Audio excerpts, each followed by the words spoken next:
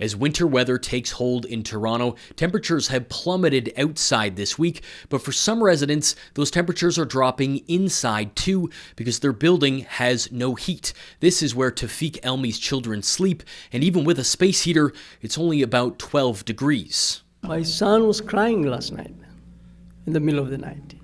He was crying. We had to move him to come and sleep between me and my wife, at least for some warmth. This building near Weston and Lawrence hasn't had heat since Sunday, plunging residents into frigid temperatures. We spoke to Tafik's 7-year-old son, Mahad, who was wearing his winter coat and hat inside his own home. I was shivering. I had to get 2 blankets to feel warm. It's been bad. I felt really scared. And then let me get the other blanket.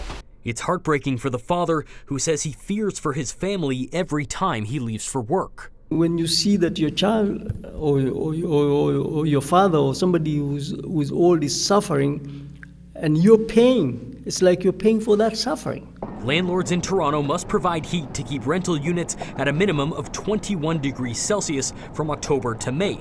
Otherwise, bylaw enforcement can intervene. We reached out to the property management company but did not hear back. The building supervisor also refused to speak. Some residents here have been given space heaters, but when tenants try to run them, the power for the whole building goes out. No power, no heat. The power will come back and then it's off again. And I can't even have my sons over anymore because it's so cold. The City of Toronto tells us that staff have now issued a property standards order for the repair of the boiler system, but as of airtime, there's still no heat for these residents. It's terrible, man. If you live in the cold like this, it's not good. Better live outside.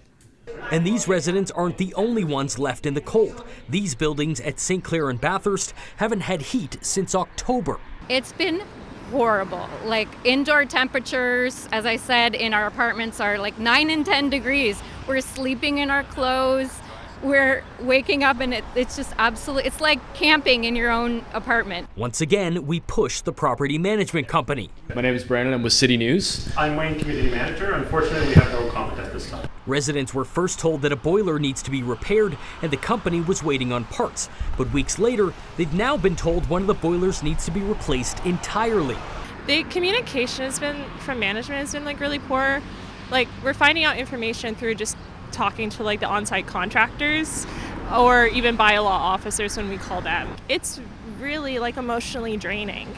And it's just, I can't get across how uncomfortable it is to just be cold all the time. Now, one of the managing partners from Hazelview Properties reached out to me this afternoon to say that heat is now back on at these buildings. But one of the contractors I spoke to said that they're not actually replacing the boiler, and instead now they're siphoning heat from a third building down the street. And residents aren't confident that that's going to keep them warm this winter.